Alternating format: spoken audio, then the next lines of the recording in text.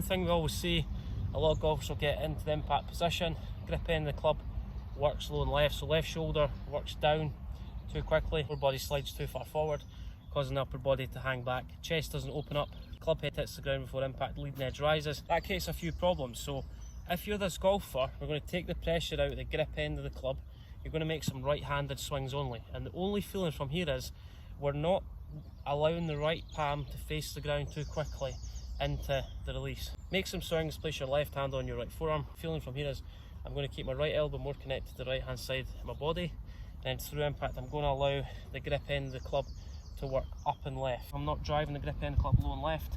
I feel like I maintain my height through the shot. Right palm and right forearm face the sky. Grip end of the club is going to work up and left.